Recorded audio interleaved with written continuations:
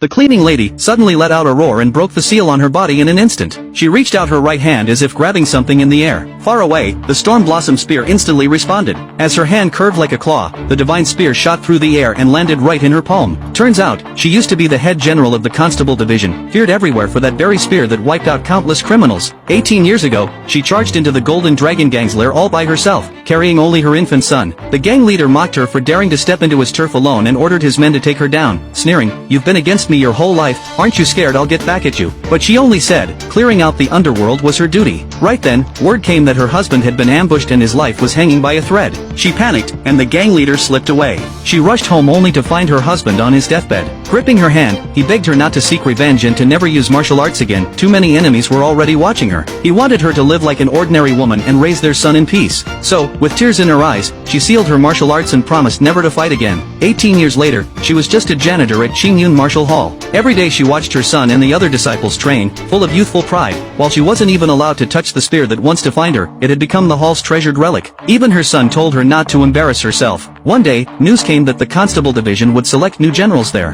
Her son lit up and wanted to sign up right away, but she stopped him. She didn't want him walking her path. But he was sick of her control, sick of being mocked as the janitor's son, and was determined to join the Constable Division and make a name for himself. She remembered her husband's dying words and refused, but her son had his own reason. He wanted to uncover the truth about his father's murder and avenge him. Even the senior disciple took his side, urging her not to hold the boy back. Only 3 spots were available, but another martial hall pushed in and begged for a chance. They agreed to a match, 3 fighters each, best 2 out of 3 wins. The steward accepted, but the rival hall went further. The losing side had to shut down, cripple their martial arts, and leave the martial world forever. The Qingyun master hesitated, but the 3 disciples, eager for glory, pushed him to agree. The rivals cheated right away, drugging the strongest senior sister so she couldn't fight. That left only the son and a junior sister. The rival master mocked them for not even having enough fighters, but the son insisted he could fight twice. She panicked, trying to stop him, and even the master begged him not to be reckless, but he wouldn't back down. So the junior sister went first. The rivals cheated again, calling in a 3-time city champion. Within a few moves, he punched her in the gut and slammed her to the ground. Seeing this, the woman secretly endured the backlash of her seal and pulled the girl to safety. The junior sister, fired up,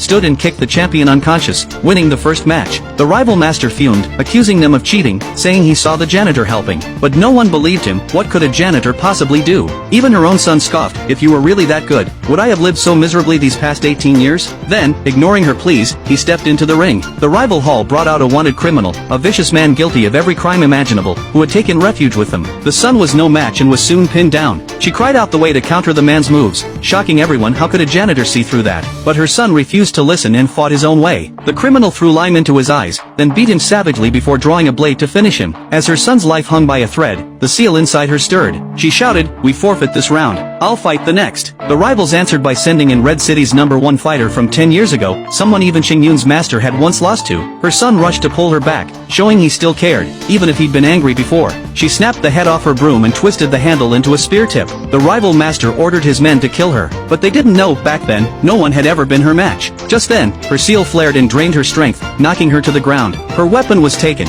and she was beaten mercilessly. Hearing his mother's cries, her son charged onto the stage despite the danger. He had already lost his father. He couldn't lose his mother too. But the enemy didn't care. Orders were orders, and he'd kill whoever stood in his way. At that moment, the woman stopped holding back. She summoned back her Storm Blossom spear at last.